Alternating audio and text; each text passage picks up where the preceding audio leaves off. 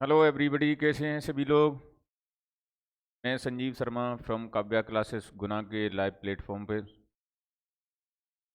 हम लोग आज लेकर के आए हैं आपके भारतीय संविधान का दूसरा चैप्टर।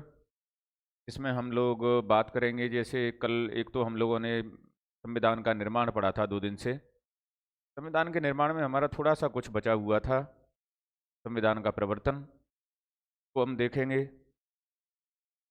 दूसरा, आज संविधान की विशेषताओं के बारे में बात करेंगे। जुड़ें सभी लोग जल्दी से, क्लास प्रारंभ की जा सके आपकी। वर्ग 1, वर्ग 2 और सभी भर्ती परीक्षाएं जितनी भी हैं, चाहे आपका यूपीएससी हो, एमपीपीएससी हो, RPSC, SI, REET, first grade, second grade, वर्ग 1, वर्ग 2, वर्ग 3, सभी परीक्षाओं के जिसमें भी संविधान है या भारत की राज्य व्यवस्था है, उस सभी के लिए आपकी महत्वपूर्ण क्लास है ये। तो चलिए हम प्रारंभ करते हैं।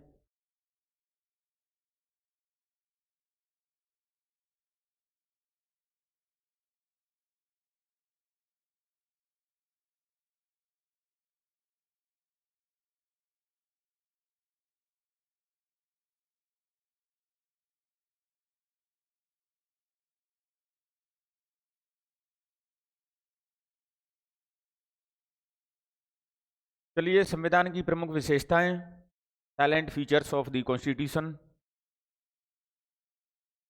सबसे पहले हमारा संविधान निर्माण में कुछ पार्ट बचा हुआ था, उसके बारे में हम बात करेंगे। वो है आपका संविधान का प्रवर्तन। संविधान का प्रवर्तन।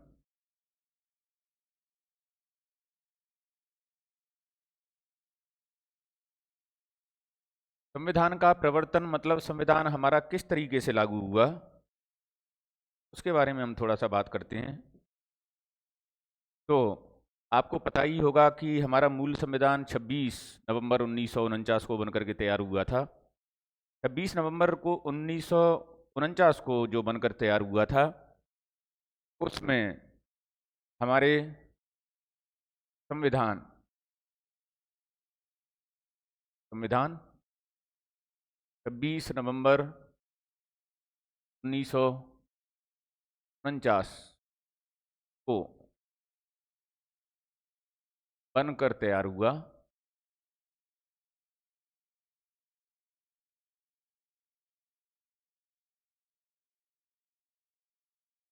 ये जो हमारा संविधान था, इस संविधान में जो 26 नवंबर को बनकर तैयार हुआ,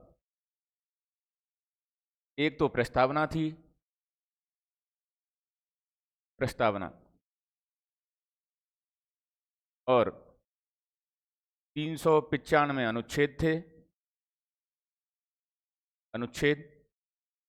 और ये अनुच्छेद जो हैं 22 भागों में विभक्त थे, भागों में विभक्त। या आप ऐसे भी कह सकते हो कि 395 अनुच्छेद और 22 भाग थे, और इसमें 8 अनुसूचियां थीं, अनुसूचियां। तो इतना जो इसका भाग था, वो हमारा 26 नवंबर 1949 को तैयार हुआ था ये। उसके पश्चात ये जो हमारा संविधान बनकर के तैयार हुआ था, इस संविधान में हमारे कुछ, जैसे एक तो नागरिकता, नागरिकता, कोमा, तदर्थ संसद, कोमा, कुछ अस्थाई, अस्थाई एवं परिवर्तनशील नियम,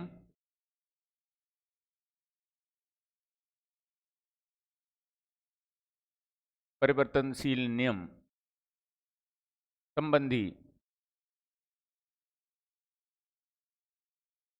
प्रावधान।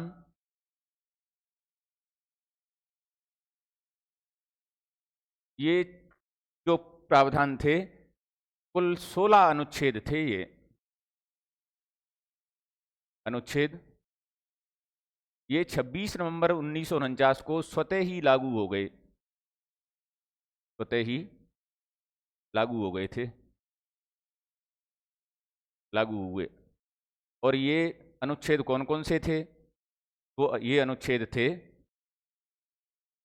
अनुच्छेद 5, 6, 7, 8, 9, 60, 324,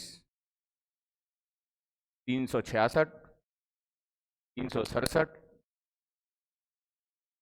379, 380, 388, 391, 392, 393 और 394।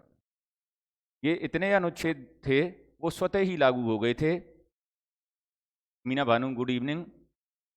देखिए, अपने सभी दोस्तों को शेयर कीजिए जिससे जल्दी से जल्दी जुड़ें, क्योंकि बड़ा ही इम्पोर्टेंट पार्ट है ये। आप लोग लेट जुड़ते हैं, निकल जाता है। 1 ही घंटे की क्लास है आज हमारी। तो ये 16 अनुच्छेद थे, वो स्वतः ही लागू हो गए थे, इनको लागू करने की आवश्यकता नहीं हुई थी।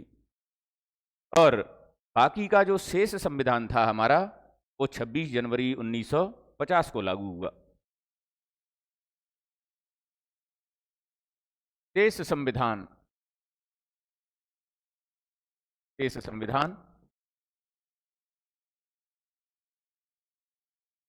26 जनवरी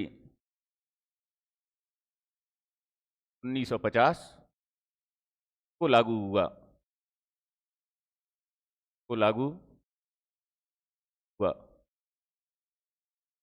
और इस दिन को, अर्थात 26 जनवरी 1950 को हम संविधान के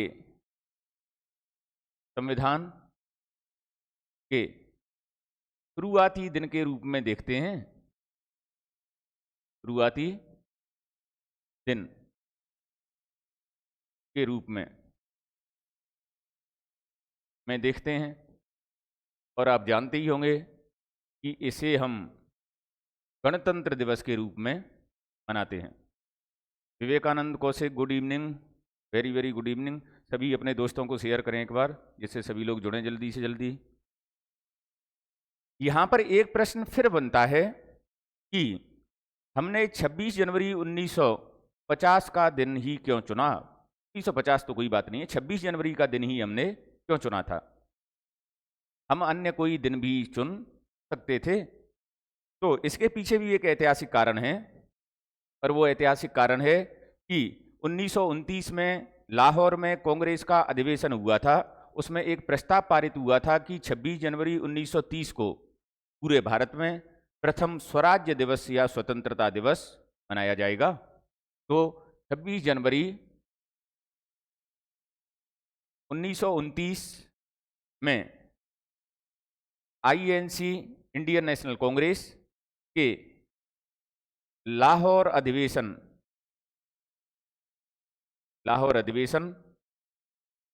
में, इस अधिवेशन में एक प्रस्ताव पारित हुआ। और वो प्रस्ताव क्या पारित हुआ कि 26 जनवरी 1930 को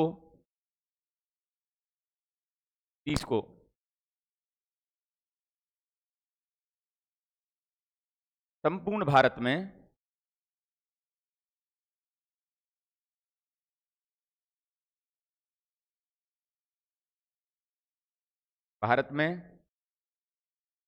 प्रथम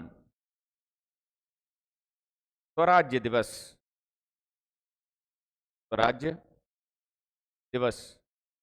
या स्वतंत्रता दिवस मनाया जाएगा। ये इसमें प्रावधान था।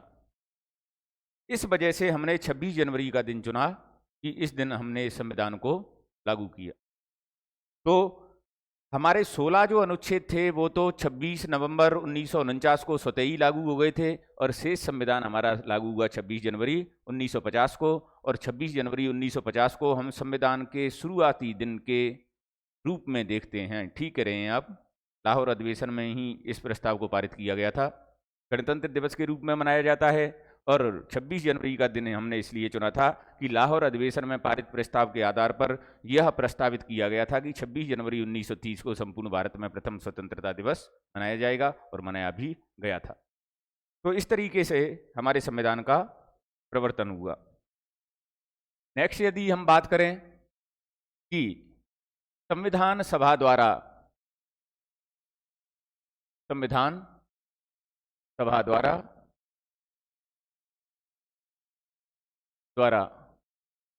किए गए अन्य कार्य,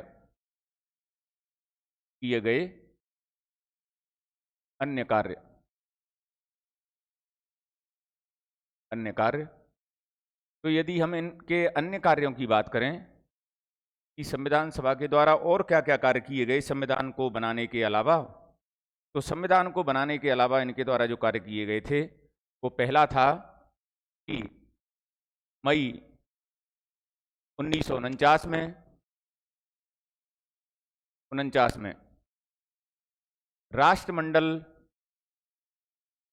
राष्ट्रमंडल आप जानते ही होंगे, राष्ट्रमंडल की सदस्यता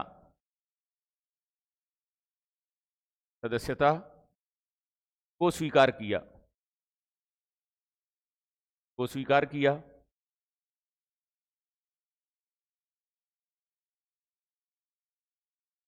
राष्ट्रमंडल देशों का संगठन आपने पढ़ा भी होगा। राष्ट्रमंडल देश वे देश थे जो कभी ब्रिटेन के उपनिवेश रहे थे। ब्रिटेन के अधीन रहने वाले जितने भी देश थे उन सभी देशों का एक संगठन बनाया गया जिसे कहा गया राष्ट्रमंडल देश, और ब्रिटेन आज भी इसका प्रमुख है। तो संविधान सभा के द्वारा मई 1949 में इसे अपनी स्वीकृति प्रदान की गई। दूसरा यहाँ पर जो कार्य किया गया इनके द्वारा 22 जुलाई 1947 को संविधान सभा ने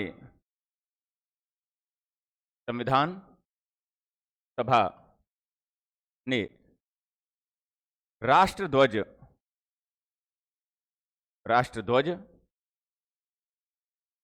को स्वीकार किया, को अपनाया। हमारे भारत का जो राष्ट्रध्वज है वो 22 जुलाई 1947 को अपनाया गया। तीसरा जो काम किया वो था 24 जनवरी 1950 को राष्ट्रगान एवं राष्ट्रगीत को अपनाया।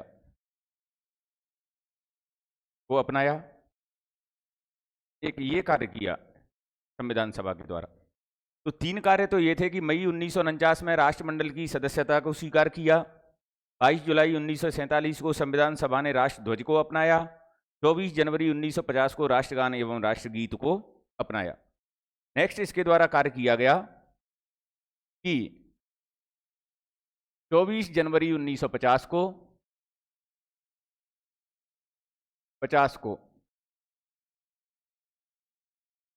संविधान सभा द्वारा डॉक्टर राजेंद्र प्रसाद को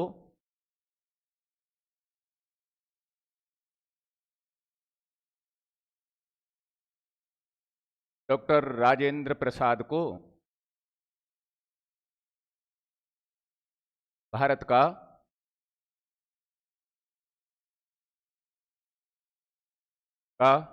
प्रथम राष्ट्रपति चुना।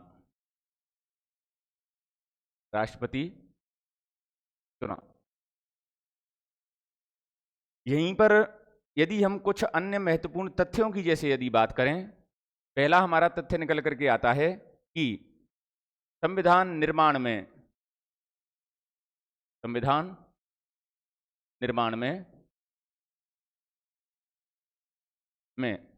लगा कुल समय की बात करें कि कुल समय कितना लगा इसमें, तो ये समय लगा आपका 2 वर्ष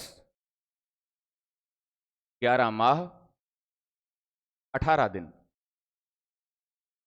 अगर हम एग्जैक्ट बात करें तो 2 वर्ष 11 माह 17 दिन और 6.5 घंटे इसमें समय लगा हमारा। Sarita Bilala good evening, Ajay Singh Thakar good evening, सभी लोगों का स्वागत है। क्लास को अच्छे से देखिए, आज की बहुत अच्छी क्लास है आपकी। हम इसके बाद संविधान की विशेषताओं के बारे में भी बात करेंगे, आज शुरुआत करेंगे उसकी। तो संविधान निर्माण में जो समय लगा था कुल, वो 2 वर्ष 11 माह 18 दिन। यदि हम एक और बात करें कि संविधान निर्माण में कुल खर्च कितना आया, कुल खर्च या व्यय, तो वो था आपका 64 लाख रुपए, 64 लाख रुपए। यदि हम एग्जैक्ट बात करें तो ये था आपका 63 लाख 96,000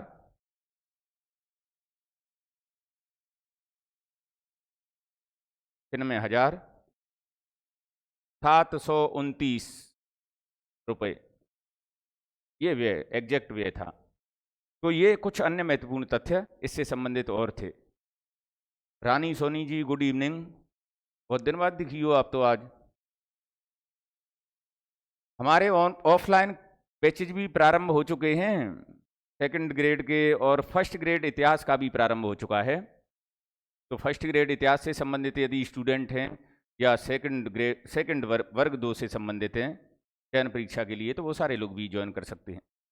तो इस तरीके से हमारे संविधान से संबंधित जो संविधान सभा के द्वारा कुछ, यहाँ पर एक चीज और भी देख सकते हो आप कि संविधान, और ये कई बार प्रश्न भी पूछा गया है कि संविधान के कुल कितने सत्र या अधिवेशन हुए। तो यहाँ पर 2 बातें निकल करके आती हैं। देखो कि यदि हम संविधान निर्माण की बात करें कि संविधान निर्माण में कितने सत्र या अधिवेशन हुए, तो वो हुए आपके 11, लेकिन कुल कितने हुए तो वो 12। अंतिम कौन सा था? 24 जनवरी 1950 का। तो संविधान निर्माण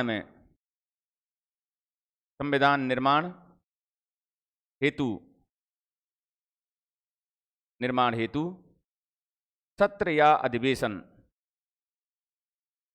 अधिवेशन यदि इनकी संख्या की बात करें हम, तो ये थे आपके 11। और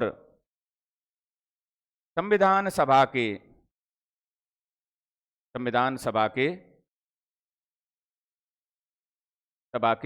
कुल सत्र या अधिवेशन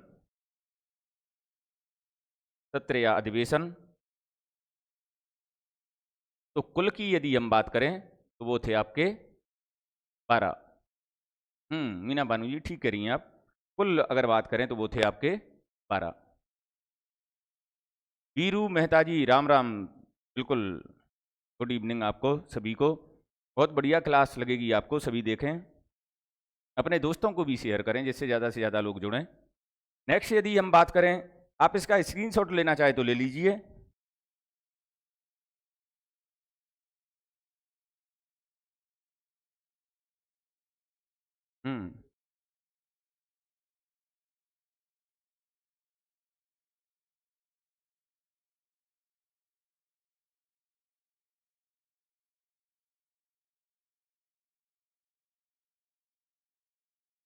ठीक। तो इस तरीके से हमारा ये हुआ। इससे संबंधित संविधान सभा से संबंधित कुछ अन्य महत्वपूर्ण तथ्यों की और बात करते हैं। अन्य महत्वपूर्ण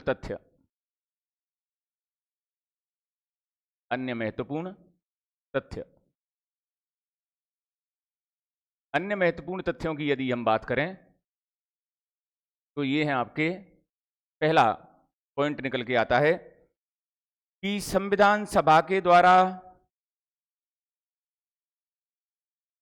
हाथी आप जानते ही होंगे, एलिफेंट, हाथी को प्रतीक या मोहर के रूप में अपनाया गया। मोहर मतलब सील। तो पहला पॉइंट निकल के आता है कि संविधान सभा द्वारा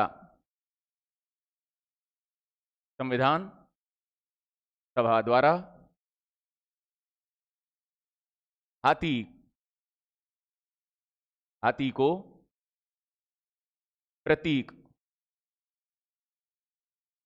प्रतीक या मुहर के रूप में अपनाया, मुहर के रूप में अपनाया। तो पहली बात तो यहां से ये निकल के आती है। दूसरी यदि हम बात करें कि संविधान सभा द्वारा सर BN राव को, BN राव को संविधान सभा का, संविधान सभा का संवैधानिक सलाहकार, संवैधानिक सलाहकार, सलाहकार चुना गया, चुना गया। कई बार कई स्टूडेंट इनका पूरा नाम पूछते हैं, तो BN राव का पूरा नाम है बेनेगल नरसिंह राव।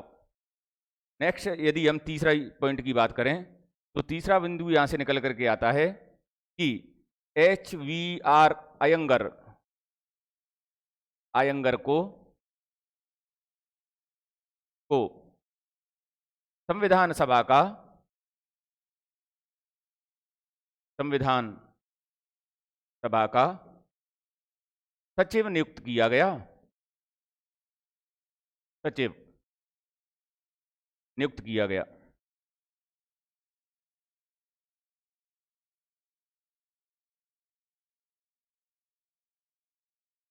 अगली यदि हम बात करें तो वो है हमारी कि LN मुखर्जी, LN मुखर्जी संविधान सभा के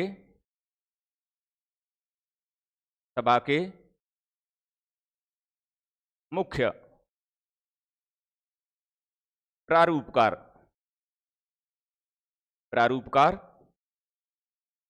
प्रारूपकार थे। प्रारूपकार मतलब चीफ ड्राफ्ट्समैन, जैसे आर्किटेक्ट वगैरह होते हैं, उसी तरीके से ये चीफ ड्राफ्ट्समैन बनाए गए, मुख्य प्रारूपकार। अगली यदि हम बात करें तो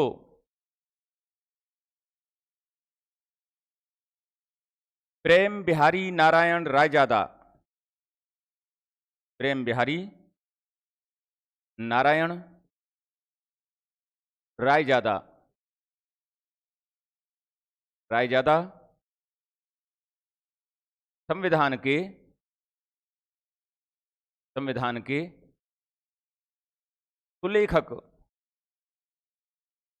सुलेखक थे, सुलेखक थे। इसका मतलब है कि प्रेम बिहारी नारायण रायजादा के द्वारा हमारे संविधान को लिखा गया था, और हमारा संविधान की जो मूल प्रति है वो हस्तलिखित है, और किस शैली में है, तो इटैलिक शैली में है, इटालियन शैली में इसको लिखा गया है। तो इस तरीके से इससे संबंधित कुछ बातें हैं कि संविधान सभा द्वारा हाथी को प्रतीक या मोहर के रूप में अपनाया गया, सर BN राव को संविधान सभा का संवैधानिक सलाहकार चुना गया, HVR अयंगर संविधान सभा के सचिव थे, LN मुखर्जी संविधान सभा के चीफ ड्राफ्ट्समैन या प्रमुख प्रारूपकार थे, प्रेम बिहारी नारायण रायजादा संविधान के सुलेखक थे, अर्थात इनके द्वारा इसे हस्तलिखित किया गया था। आप इसका स्क्रीनशॉट ले लीजिए।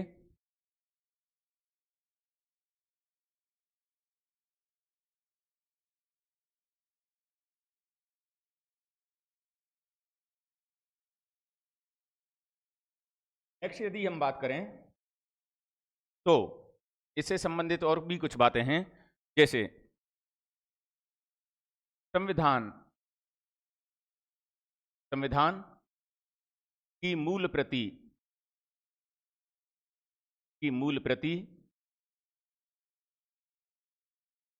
की सजावट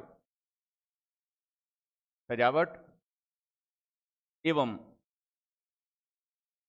सौंदर्यीकरण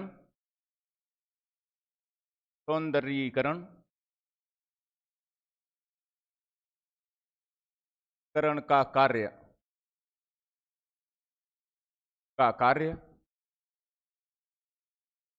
शांति निकेतन आप जानते होंगे, रविंद्रनाथ टैगोर के द्वारा स्थापित किया गया था।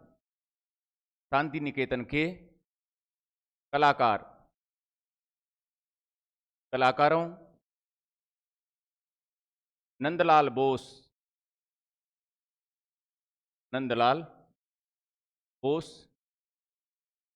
एवं राम मनोहर सिन्हा द्वारा किया गया। राम मनोहर सिन्हा द्वारा किया गया।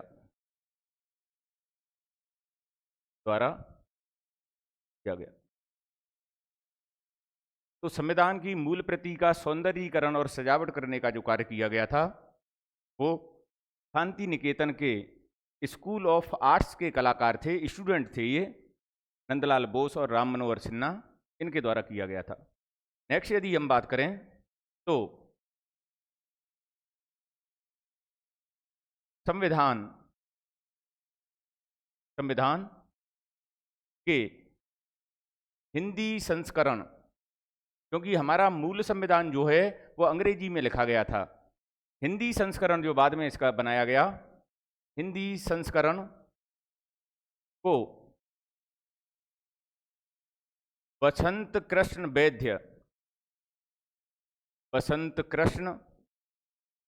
वैद्य द्वारा हस्तलिखित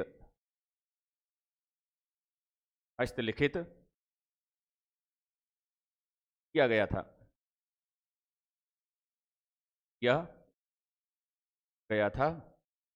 तो इस तरीके से हमारे अन्य महत्वपूर्ण तथ्य जो हैं वो ये हैं, और इस तरीके से आपका संविधान का निर्माण आज संपन्न होता है।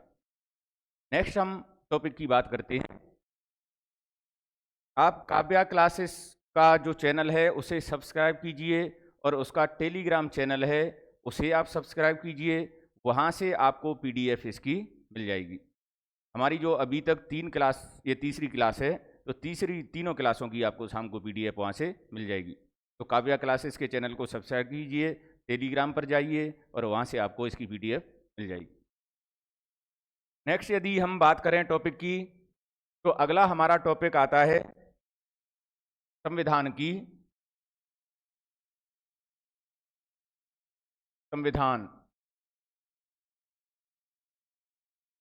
प्रमुख विशेषताएं। संविधान की प्रमुख विशेषताएं।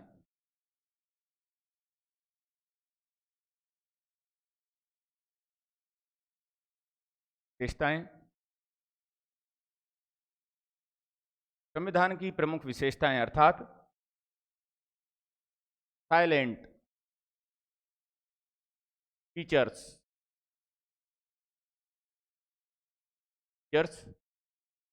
Of constitution.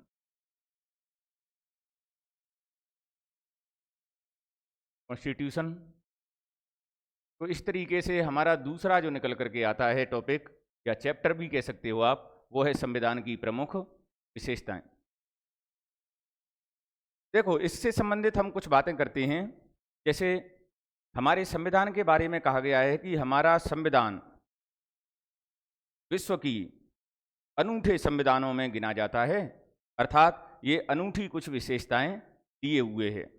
यद्यपि हमारे संविधान के अधिकतर जो अनुच्छेद हैं या प्रावधान हैं वो या तो भारत शासन अधिनियम 1935 से लिए गए हैं या विश्व के विभिन्न संविधानों से लिए गए हैं। डॉक्टर BR अम्बेडकर के द्वारा संविधान सभा में कहा भी गया था कि हमारे संविधान का निर्माण विश्व के विभिन्न देशों के संविधानों के छानने के बाद किया गया है, लेकिन हमारा संविधान विश्व के सभी संविधानों से कुछ अलग विशेषताएं लिए हुए है। हमारे संविधान की यदि बात करें, जैसे संविधान का ढांचागत जो भाग है, ढांचागत भाग ये कहां से लिया गया है? तो ढांचागत जो भाग लिया गया है वो लिया गया है भारत शासन अधिनियम, भारत शासन अधिनियम 1935 से, भारत शासन अधिनियम 1935 से लिया गया है।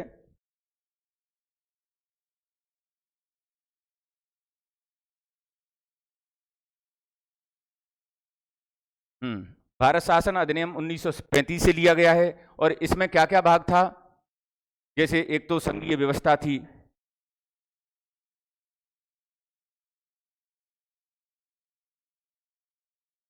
एक तो संघीय व्यवस्था थी, एक न्यायपालिका, दूसरा संघ लोक सेवा आयोग, राज्यपाल का पद,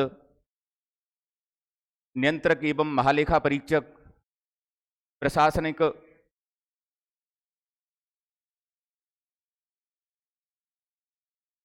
प्रशासनिक विवरण। तो ये ढांचागत भाग है वो किससे लिया गया, भारत शासन अधिनियम 1935 से। इसी तरीके से यदि हम इसके दार्शनिक भाग की बात करें, दार्शनिक भाग, और दार्शनिक भाग क्या है, दार्शनिक भाग जैसे आपके मूल अधिकार, तो मूल अधिकार कहां से लिए गए, मूल अधिकार ये लिए गए संयुक्त राज्य अमेरिका से, संयुक्त राज्य अमेरिका, यहां से लिया गया।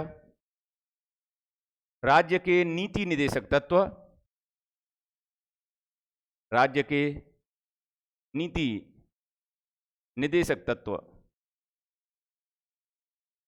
तत्व, ये कहां से लिए गए, आयरलैंड से, आयरलैंड। तो ये इसका जो है कैसा भाग है, ये दार्शनिक भाग है। इसी तरीके से राजनीतिक भाग कहां से लिया गया इसका, राजनीतिक भाग, राजनीतिक भाग में क्या आता है, जैसे हमारी सरकार की संसदीय व्यवस्था है, सरकार की संसदीय व्यवस्था है, कार्यपालिका विधायिका के संबंध हैं, ये कहां से लिए गए, ब्रिटेन से, ये हमने ब्रिटेन से लिए। हम इसके विभिन्न स्रोतों के बारे में अभी बात करेंगे कि विश्व के किस देश के संविधान से क्या क्या लिया गया। ये मैंने शॉर्ट में बताया कि संविधान का ढांचागत भाग जो है वो भारत शासन अधिनियम 1935 से लिया गया। दार्शनिक भाग जैसे मूल अधिकार संयुक्त राज्य अमेरिका, राज्य के नीति निदेशक तत्व तो आयरलैंड से लिए गए, और राजनीतिक भाग जो है वो ब्रिटेन से लिया गया। ठीक है, आगे यदि हम बात करें कि संविधान की प्रमुख विशेषताएं हैं क्या, तो उन विशेषताओं के बारे में आप देख लीजिए। संविधान की प्रमुख विशेषताएं,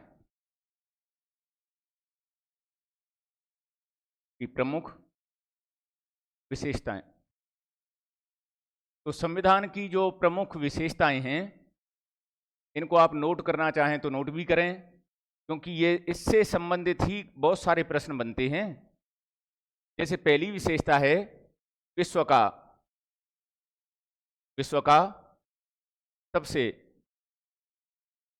सबसे लंबा एवं विस्तृत संविधान।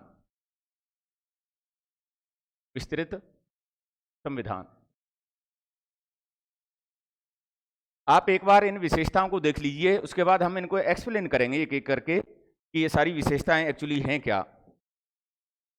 दूसरा जो है वो है विभिन्न स्रोतों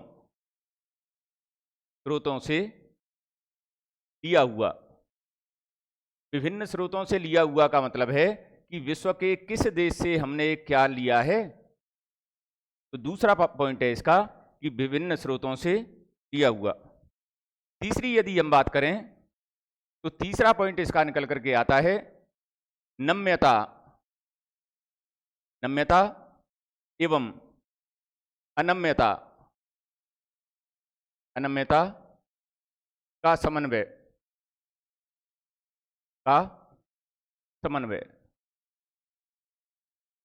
आप ऐसे भी कह सकते हैं नम्यता का मतलब होता है लचीलापन और अनम्यता का मतलब होता है कठोरपन।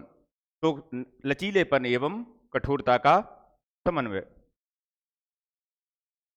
चौथे पॉइंट की बात करें तो सरकार की संसदीय व्यवस्था। सरकार की संसदीय व्यवस्था, इनको सारी विशेषताओं को आपको हम अभी एक्सप्लेन करेंगे। आपको विशेष रूप से इनको समझने की जरूरत है। अगली अगर हम बात करें तो वो है आपका संसदीय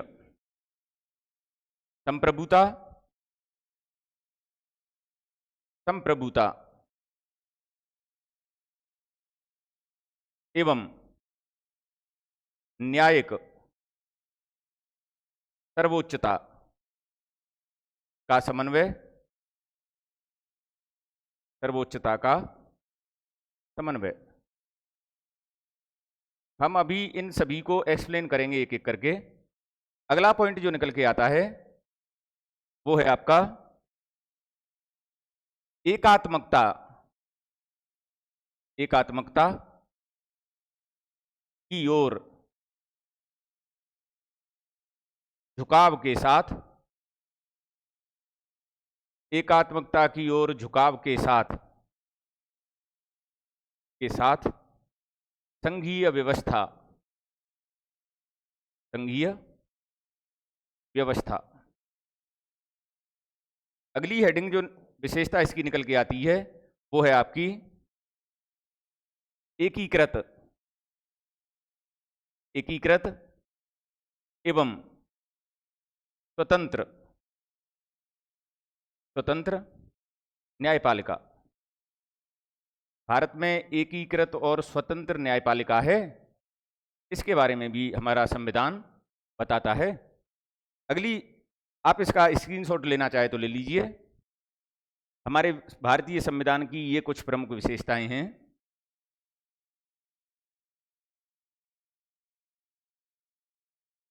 आप लोग हैं यहाँ तो कुछ कमेंट करके कुछ बात भी किया कीजिए, पूछा कीजिए कि कुछ समझ में आ रहा है या नहीं। नेक्स्ट यदि हम बात करें, 8वीं जो विशेषता है हमारी वो है मौलिक अधिकार। मौलिक अधिकार, ये भी हमारे संविधान की एक विशेषता है। अगली है राज्य के नीति निदेशक तत्व। नीति निदेशक तत्व, ये भी हमारे संविधान की एक विशेषता है। अगली है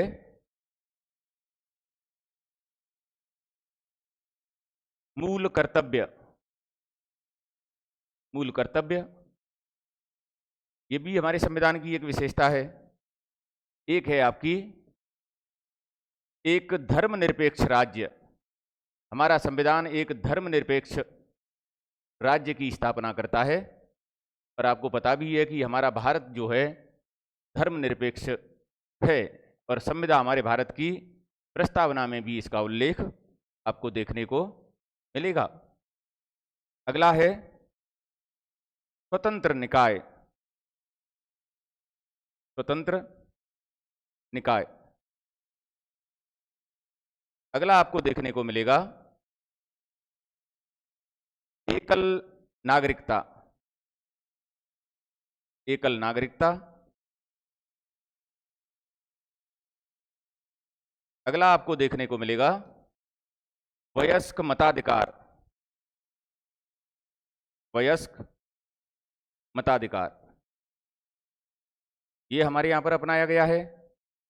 और अगली विशेषता आपको देखने को मिलेगी त्रिस्तरीय। त्रिस्तरीय सरकार।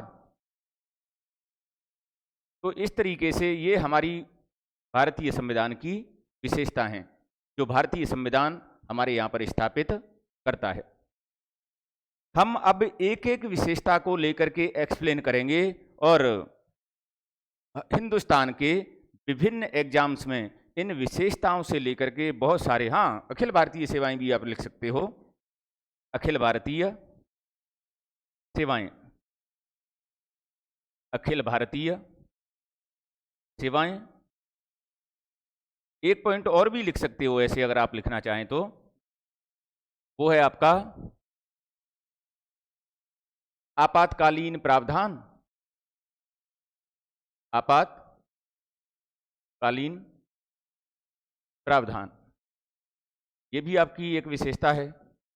तो इस तरीके से ये हमारे संविधान की विशेषताएं हैं, ठीक है, ये हमारे संविधान की विशेषताएं हैं। और एक एक विशेषता को लेकर के बहुत बढ़िया से एक्सप्लेन करेंगे हम लोग, इसका पोस्टमार्टम करेंगे पूरा, और इनसे बहुत सारे प्रश्न पूछे जाते हैं, ठीक है। चलो हम पहली विशेषता की बात करते हैं। हमारी पहली विशेषता है विश्व का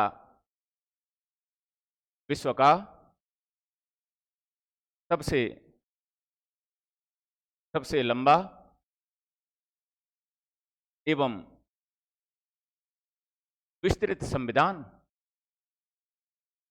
विस्तृत संविधान, हमारे भारत का जो संविधान है ये पूरे विश्व का सबसे लंबा एवं विस्तृत संविधान है।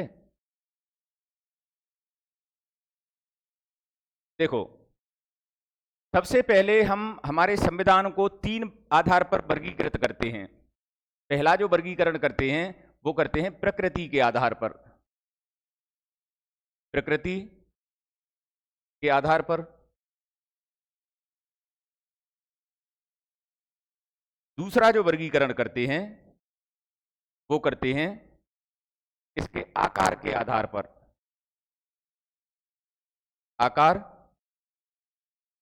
आकार के आधार पर,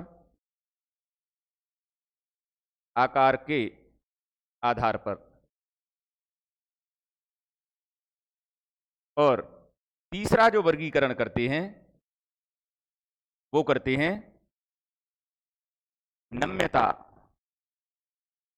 नम्यता एवं अनम्यता के आधार पर,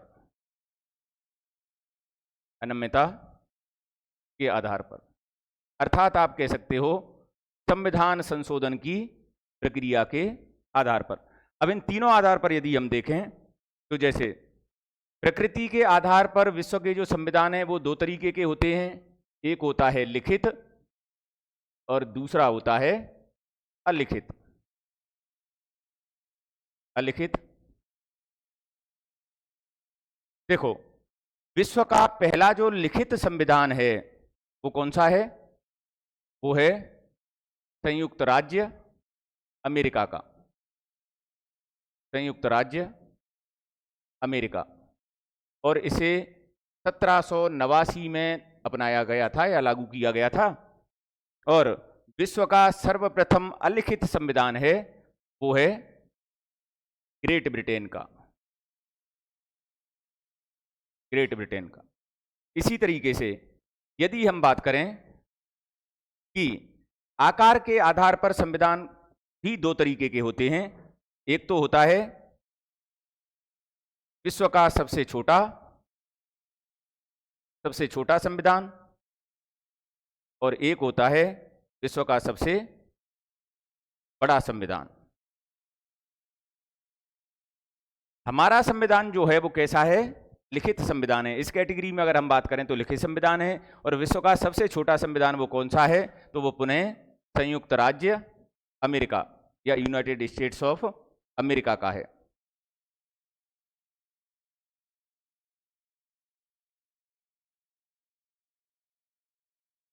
ठीक है। इसी तरीके से विश्व का सबसे बड़ा संविधान की बात करें तो वो आप जानते ही हैं, हमारे भारत का है। और यदि हम नम्यता एवं अनम्यता के आधार पर बात करें तो नम्यता और अनम्यता मतलब संविधान संशोधन की प्रक्रिया कैसी है? संविधान संशोधन की प्रक्रिया 2 प्रकार की होती है। या तो संविधान संशोधन जो है वो विशेष प्रक्रिया द्वारा किया जाएगा, या संविधान संशोधन सामान्य कानून बनाने की प्रक्रिया द्वारा ही किया जा सकता है। तो साधारण कानून बनाने की प्रक्रिया द्वारा किया जाएगा तो वो संविधान कैसा होगा? नम्य या लचीला होगा। और यदि संविधान संशोधन के लिए कोई विशेष प्रक्रिया अपनाई जाती है तो वो संविधान कैसा होगा? अनम्य या कठोर होगा। तो यदि इस आधार पर हम बात करें तो एक तो होता है नम्य या लचीला संविधान, नम्य या लचीला संविधान। इस आधार पर एक तो होता है कठोर और दूसरा होता है लचीला। तो विश्व का सबसे कठोर संविधान जो होता है वो पुनः कौन सा है? संयुक्त राज्य अमेरिका का। देखो, संयुक्त राज्य अमेरिका का जो संविधान है उसमें केवल 7 अनुच्छेद थे और वर्तमान तक उसमें केवल 2 संविधान संशोधन हुए हैं। और विश्व का सबसे लचीला जो संविधान है, मतलब संविधान संशोधन करने की अमेरिका में विशेष प्रक्रिया अपनाई जाती है, इसलिए सबसे कठोर संविधान जो विश्व का है वो है यूएसए का। और जहां पर साधारण कानून बनाने की प्रक्रिया द्वारा ही संविधान में संशोधन किया जा सकता है, तो ऐसा संविधान कैसा कहलाता है? लचीला। तो विश्व का सबसे जो लचीला संविधान है वो है ग्रेट ब्रिटेन का। ठीक है, तो इस तरीके से हमारे 3 आधारों पर इस संविधान को बांटा जा सकता है। अब हम हमारे भारत की बात करें तो हमारा भारत का विश्व का सबसे लंबा और विस्तृत लिखित संविधान है। विश्व का सबसे लंबा एवं विस्तृत लिखित संविधान है। ठीक है, तो हम इससे आगे बात करते हैं। जैसे यदि हम मूल संविधान की बात करें, हमारे भारत के मूल संविधान का मतलब है जो 26 नवंबर 1949 को बनकर तैयार हुआ था। इस मूल संविधान में क्या था? एक प्रस्तावना थी, 395 अनुच्छेद, और जो 22 भागों में विभक्त थे, 22 भागों में विभक्त, और 8 अनुसूचियां थीं, 8 अनुसूचियां। लेकिन यदि हम वर्तमान की बात करें, यदि वर्तमान में देखें कि वर्तमान में हमारे संविधान की क्या स्थिति है, तो वर्तमान में इसमें एक प्रस्तावना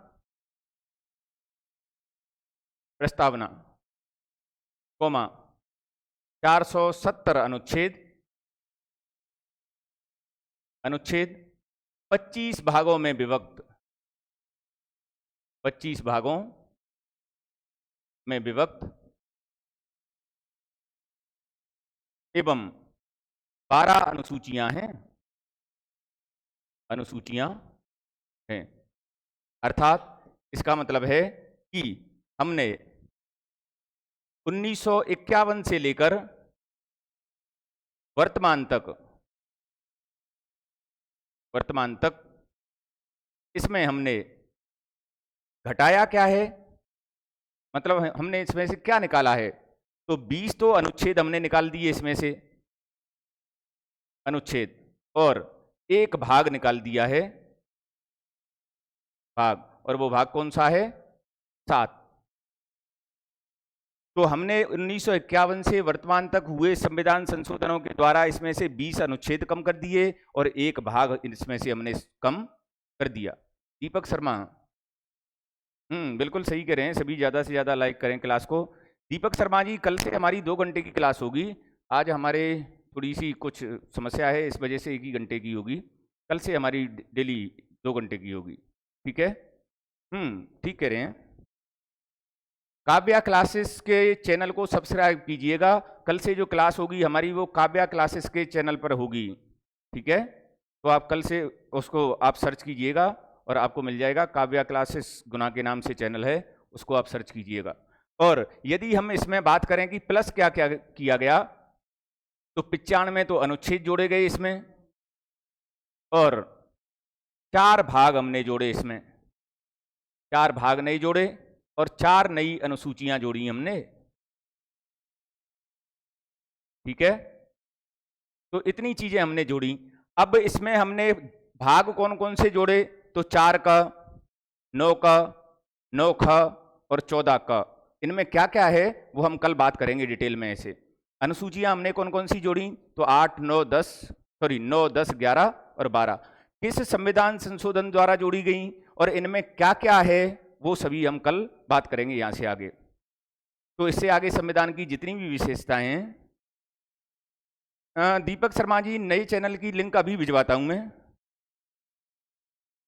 लीजिए, आपको नए चैनल की लिंक मिल रही है और सभी लोग ज़्यादा से ज़्यादा इसको लाइक और सब्सक्राइब करें। यदि क्लास पसंद आई हो तो कल से हम बिल्कुल कंटिन्यू, आपकी 2 घंटे की क्लास रहेगी और आपको टाइमिंग एक बार देख लीजिएगा, वो मिल जाएगा। ऐसे टाइमिंग का आपको उससे यूट्यूब से पता चल जाएगा।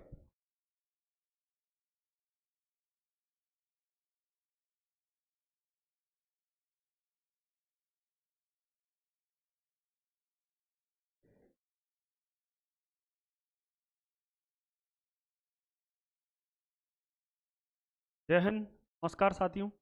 तो जैसा कि आपको पता है कि काव्य का ऑफिशियल चैनल बना है। ये आपको यूट्यूब पे मिलेगा, लेकिन इसको ज्वाइन करने से पहले आप टेलीग्राम को ज्वाइन कीजिए। और टेलीग्राम और नए चैनल दोनों की लिंक मैं अभी आपको डिस्क्रिप्शन में डलवा देता हूँ, ताकि आपको दोनों लिंक मिल जाएगी। डिस्क्रिप्शन में लिंक डालना, तो दोनों आपको टेलीग्राम की और यूट्यूब चैनल की दोनों की लिंक मैं वहाँ पे डलवा देता हूँ। इन दोनों की लिंक के साथ साथ चैनल के साथ साथ एप्लीकेशन भी क्या है दोस्तों, एप्लीकेशन भी आ गया है और एप्लीकेशन लॉन्च हो गया है। आप प्ले स्टोर पे जाइए। कहाँ जाना है आपको? प्ले स्टोर पे जाना है। प्ले स्टोर पे लिखना है आपको काव्या क्लासेस गुना, और इसका आपको लोगो लगा मिल जाएगा, वही आपको डाउनलोड करना है। जो भी ऑनलाइन क्लासेस अब रहेंगी वो एप्लीकेशन पे और काव्य के इस यूट्यूब चैनल पर रहेंगी, जो कि आपका काव्य का ऑफिशियल। तो इन सब की लिंक मैं आपको डलवा देता हूँ। आपको प्ले स्टोर से ऐप डाउनलोड करना है। ऐप के फीचर्स जो भी हैं सारे आपको वहाँ दिखेंगे। अभी उस पर कोई क्लासेस नहीं है, वहाँ पे मैं टेस्ट सीरीज वगैरह जो भी है सारा लॉन्च करूँगा। यूट्यूब चैनल काव्य के नाम से है, काव्य क्लासेस गुना डालना है। टेलीग्राम काव्य क्लासेस गुना के नाम से हैं। इन सब की लिंक मैं आपको अभी डलवा। ठीक है सर, मिलते हैं। जय हिंद, नमस्कार।